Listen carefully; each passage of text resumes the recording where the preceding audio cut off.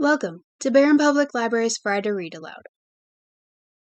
Families like the one featured in this story, and millions more around the world, learn to understand and celebrate all the ways people they love are special.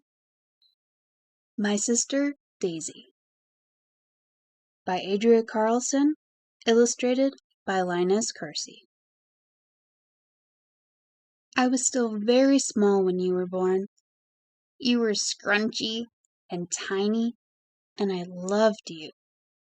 I don't remember a time when you weren't there. I loved finding my favorite toys to show you. I'd lie next to you as you batted at the toys dangling down.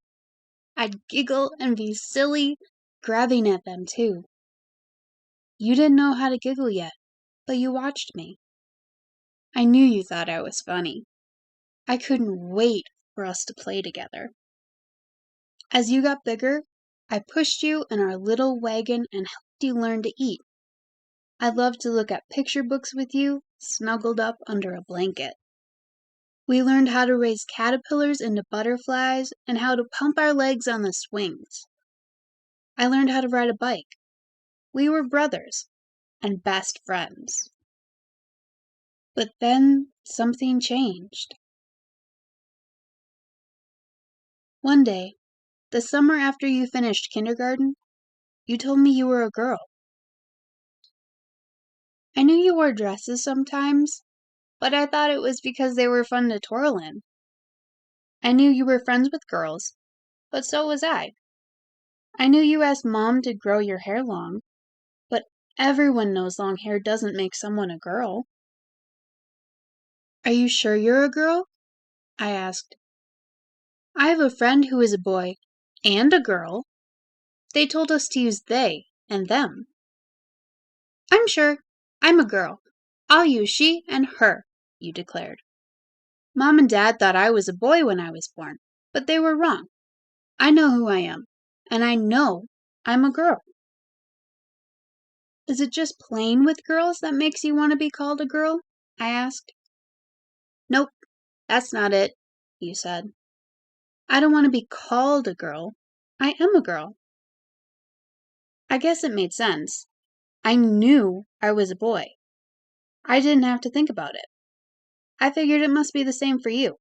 If you knew you were a girl, you knew it. We must have had it wrong, Mom said later. Let's talk about how to get it right from now on. Do you have a new name? Dad asked. Yes. My name is Daisy, like the flower, because flowers are beautiful. I want a beautiful name, you said. Thanks for telling us, said Dad. And, with a smile, he added, Daisy. Thinking about it in the dark quiet of my room, though, it felt a bit bigger and scarier than when you told me. I was worried that you would change. I wasn't used to calling you Daisy. What if I forget? I asked Dad quietly. We'll help you remember, he assured me. I was afraid to call you by a new name and afraid to not have a brother anymore. I was afraid it meant losing you, but I tried it. 1 week passed, then another. I started to get used to having a sister. I realized that you were still the same person and we could play all the same games. We still had fun. I helped other kids remember too. Mom and Dad got picture books from the library about kids like you. We talked to other families like ours.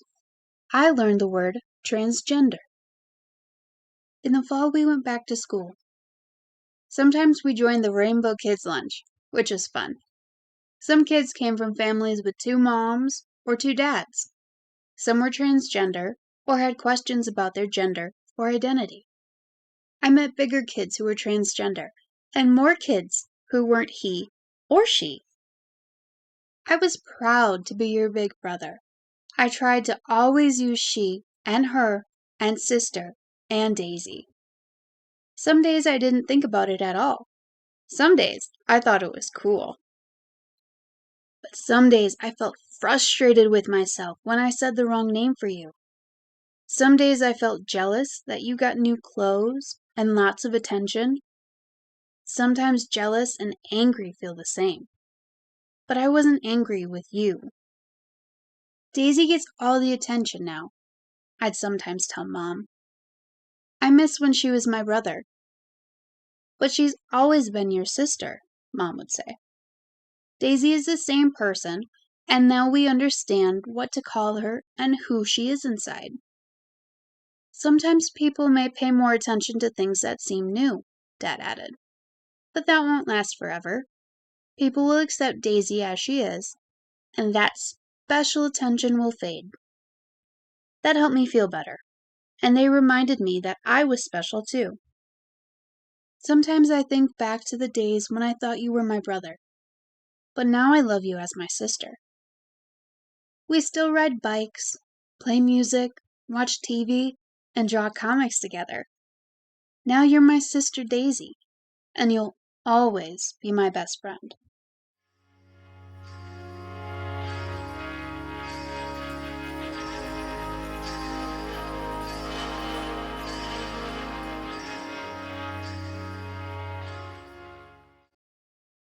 Thank you for listening to this wonderful story inspired by the author's own family.